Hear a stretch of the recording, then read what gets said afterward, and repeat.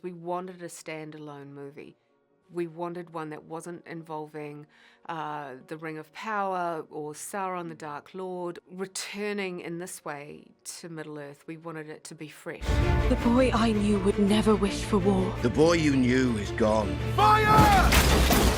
You asking me who my favourite Lord of the Rings character is like asking me who's my favourite child. I can't answer that. There's so many. Gandalf, the white and grey. I can never decide which one. I'll take them both. I love Gimli. Of course you do. I just love him. He's just ferocious and angry. たくさんいるので急に言われるとな。でもフロードかな。僕が一番好きなキャラクターが。I tell you what I am excited about is that audiences are about to meet some new ones who I think might become some favourites for people. You will live to regret this, old man. 一番最初に触れたのは本ですね。僕がまだ11歳ぐらいの時に読んだんですけど、まだ難しすぎて全部理解することはできませんでしたね。So my first introduction to Middle-earth actually was my mother gave me the books when I was like 10 years old. And I was actually in England, believe it or not. And I know when it was because she put the date in there, which she didn't always do with the books. But they were this like really large set of books that sat on the shelf for a while. And I was daunted by them. But then I think it was around the age of 12 or 13, I started reading them. And then I literally didn't stop, like through my teenage years. And I think that happens to a lot of people if they come to them young enough. You know, they become your go-to comfort book. I had never had any concept that I would then have to, or not have to, but become involved in turning them into a film. People need hope, Hèra. Something to believe in. I related, I think, a lot to Hèra's love of the outdoors and her sort of wanting to be in nature. I tried to use Éowyn as well because obviously she's her ancestor. I drew a little bit of inspiration from the anime side of things, from Nausicaa and Nausicaa in the Valley of the Wind, the Ghibli. But really, it was the script. The script held everything I really needed to bring this character to life, and then just exploring it and exploring her in the booth and working out where she lived in my body. I mean, she'll be there forever now.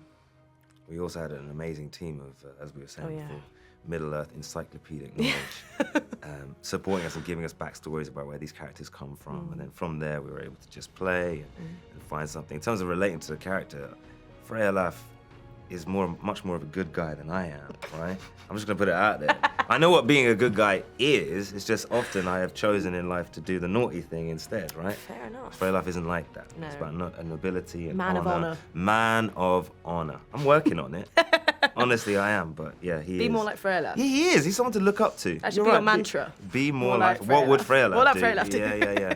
So when you look at the actual story that we're drawing upon within the books, it's seemingly only a few pages within the appendices.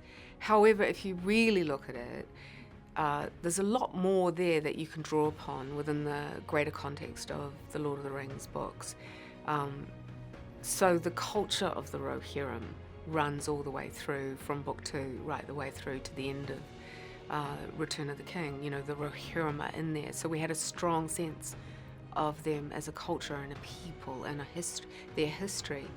We had a strong sense of the tradition of the Shield Maidens, of course, from the great character of Éowyn. You know, outside of that, we also had a sense of what was happening in the world at that time, historically, which I love because it dealt with a period of time in Middle-earth's history called the Long Winter, which affected not only the Rohirrim, but actually up in the north, it was affecting the hobbits in the Shire. It was affecting Gondor. You know, no one, not even the orcs, were immune from the effects of this long winter that just held fast for months after months after months. So that was really interesting to kind of think about a siege within the context of this kind of time frame. He's moving the siege tower. We're out of time. Then all is lost. On the contrary, an attack gives us a chance. The journey for this particular story being told in anime form is really interesting because Warner's approached us in about 2019 with the idea of perhaps doing an animated film. And then immediately you think, well, what form of animation? And then what story?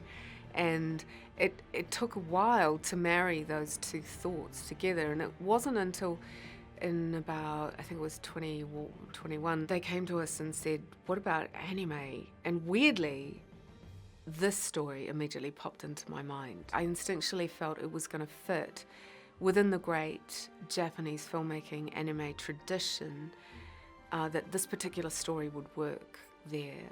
Because interestingly, it has all those nested themes of loyalty, honor, family, rivalry, betrayal. All of those sort of elements are in there. And it was going to tick all the kind of boxes that we were looking for initially, which is we wanted a standalone movie.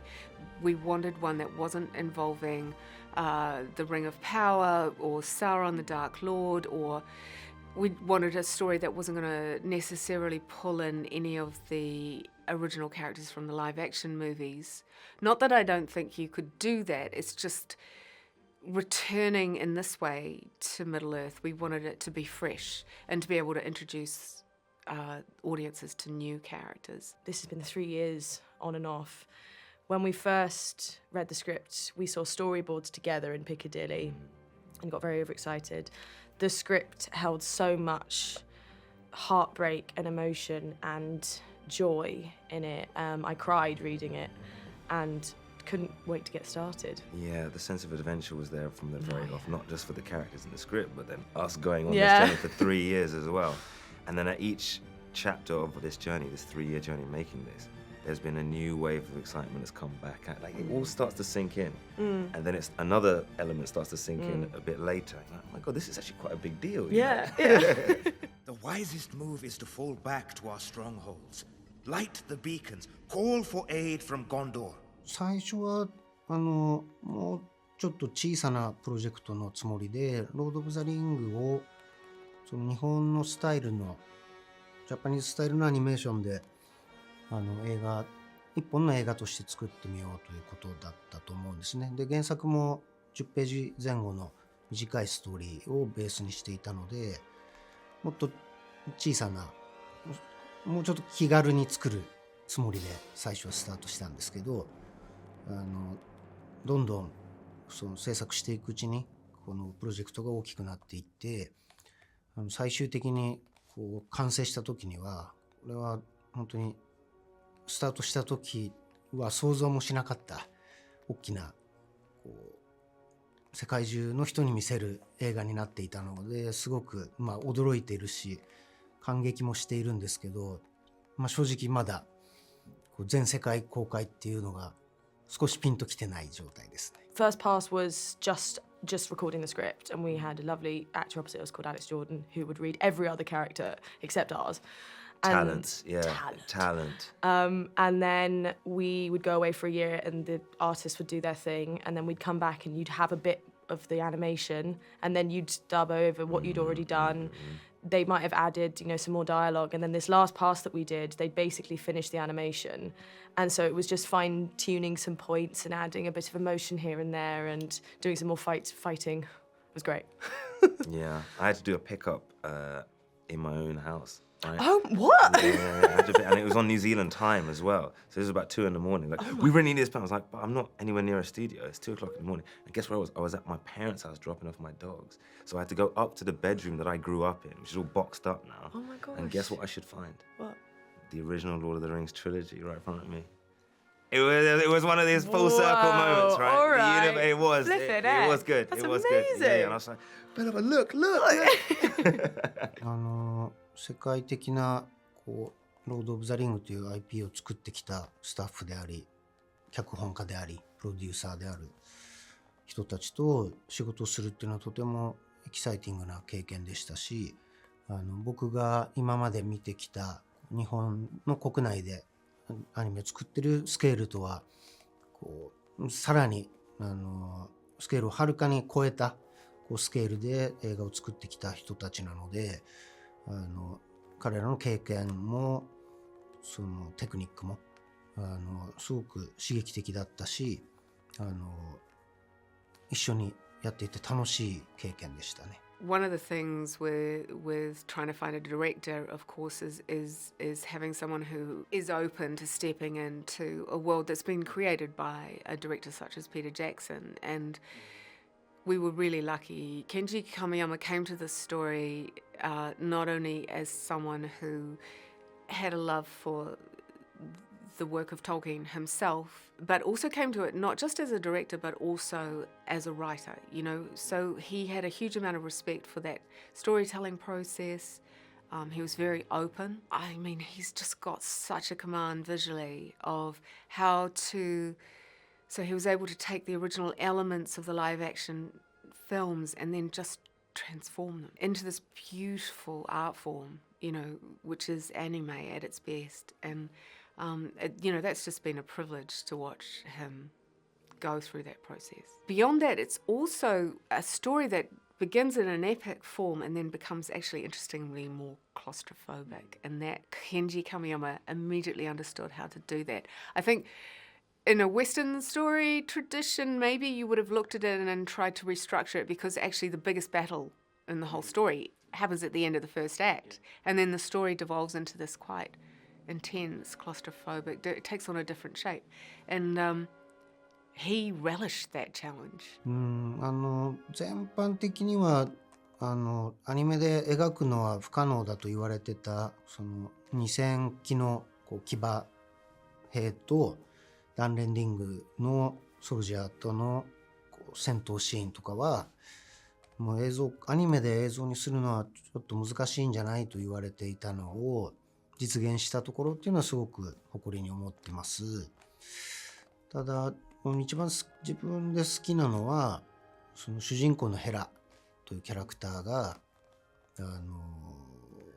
ウェディングドレスを着て最後たった一人で戦うシーンがあるんですけど、あのシーンっていうのはすごくこう映像だけではなくてね、こうストーリーのこう展開上最もこうグッとくるシーンになってるんじゃないかなと思っています。Anime, as I've come to understand it, is something of a dance. So you're not necessarily going to be pushing in on the eyes of the actor or the character in the same way as you will in live action. But what a great anime director does is it's the way in which he moves the characters. It's the way in which he moves the camera. It's the way in which he intercuts to different visual images. It's really fascinating and it's completely beautiful. There's a different pace to anime. You know, you'll notice that sometimes anime will rest a little longer on shots because what you're doing is you're taking in the beauty of that hand-drawn background and the painterly aspect of it. And yeah, it's really, I find it quite magical, really.